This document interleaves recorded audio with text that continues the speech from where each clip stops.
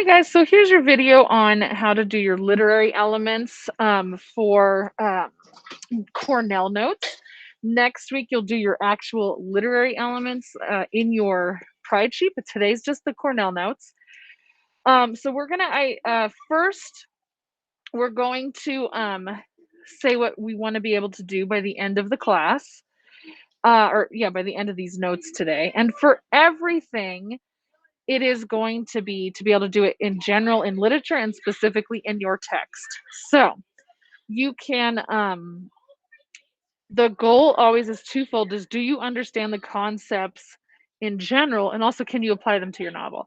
So today you're going to be able to identify the parts of the plot in the in a novel. You're going to be able to identify the types of conflict. You're going to identify the protagonist and antagonist. You're going to identify the setting, or be able to identify the setting, and you're going to be able to identify tone and mood. Our different types of conflict are man versus man, self, society, beast, nature, and technology. Okay, so let's get into it. So the plot is the sequence of events in a story. So, and then the parts of the plot are the exposition, um, which is the where you find out about your background and your characters. And if this part's too long, because there's no conflict, and remember, there's no conflict without a story. If this part's too long, then you might say something like, "I couldn't get into that book." The next part is the rising action. That is where the conflict is introduced. This is where things start to get interesting, and it's usually most of the novel. The climax, this is the turning point.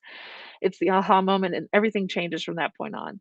And your falling action is where the immediate results of the climax.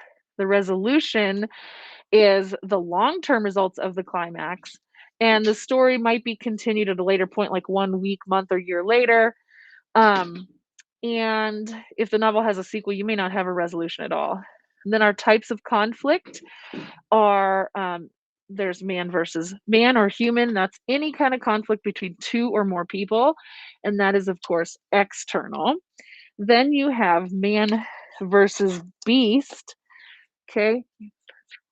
Um, and that is, um, or I'm sorry, man versus self, and that's internal. And then you have man versus beast, which is any real or magical creature. And of course, that is external. Then you have man versus nature. Of course, that's any problems with your surroundings or nature, and that's external. Man versus society. This is when um, you might have issues with you don't fit into society. And these are something that comes up in a lot of the books you guys read because you guys are finding your place. Do you fit? And of course, that's external.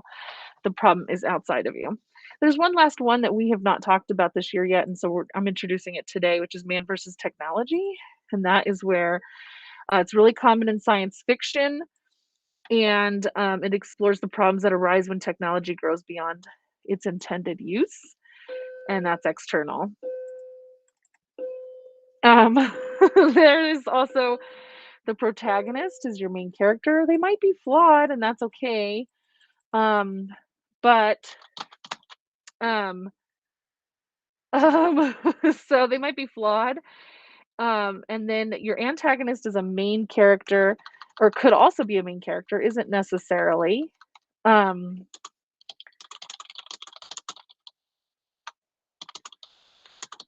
um, so that is your they also can be human or not.